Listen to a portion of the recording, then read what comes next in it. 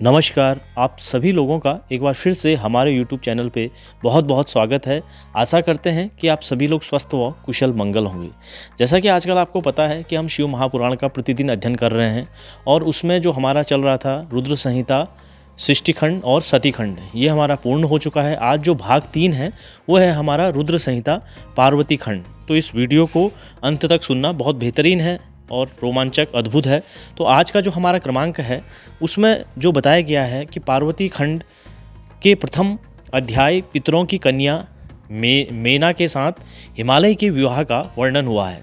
देवताओं के आग्रह करने पर पितरों ने अपनी कन्या मेना का विवाह विधिपूर्वक हिमालय के साथ कर दिया। पितरों की 3 कन्या का वृत्तांत जो आज का क्रमांक है। तो बढ़ते हैं क्रमांक की ओर। ब्रह्मा जी के पुत्र दक्ष की 60 कन्याएं हुई। उनमें से एक स्वधा नाम की कन्या का विवाह उन्होंने पितरों के साथ कर दिया। स्वधा की 3 पुत्रियां थीं। वे पितरों की मानसिक पुत्रियां थीं। इनका जन्म माता के गर्भ से नहीं उनके मन से हुआ था। ये तीनों बहनें भगवान विष्णु के निवास स्थान श्वेत द्वीप में उनका दर्शन करने के लिए गई। वहाँ उनका दर्शन कर वहीं ठहर गई। उसी समय ब्रह्मा जी के पुत्र सनत कुमार वहाँ पहुँच गए। वहाँ उपस्थित सभी ने खड़े होकर सनत कुमार का स्वागत किया, परंतु ये तीनों बहनें बैठी रह गई। इससे नाराज होकर सनत कुमार ने तीनों को शाप दे दिया।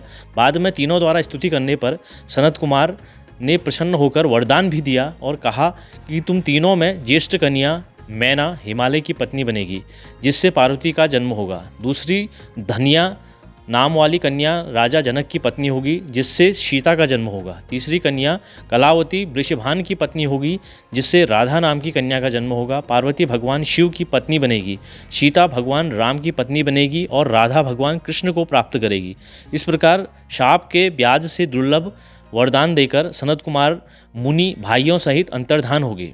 तब ब्रह्मा जी नारद जी से कहते हैं, हे नारद, मेना के साथ हिमालय का विवाद होने के अनंतर श्री विष्णु आदि समस्त देवता और महात्मा मुनिगण गिरिराज हिमालय के पास गए तथा हिमालय को जगदम्बा भवानी भगवती सती के दक्ष यज्ञ में शरीर त्यागने की कथा सुनाई और निवेदन किया कि यदि वे सती पुनः तुम्हारे घर में प्रकट हो जाए तो देवताओं का महान लाभ हो सकता है।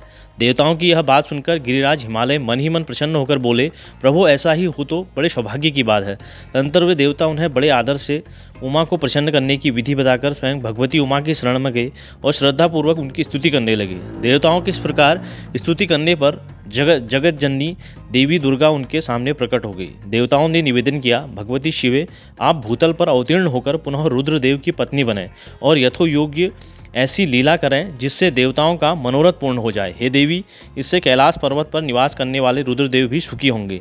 आप ऐसी कृपा करें जिससे सब सुखी हो जाएं और सबका सारा दुख नष्ट हो जाए। भक्त वत्सला दयामयी उमा देवी ने विष्णु आदि सभी देवताओं को संबोधित करते हुए प्रसन्नतापूर्वक बोली, हे देवताओं तथा मुनियों, आप सब अपने अपने स्थान को जाएं।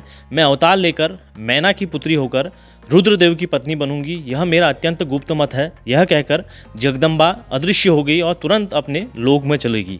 तो आज के रुद्र संहिता सतीखंड में इतना ही।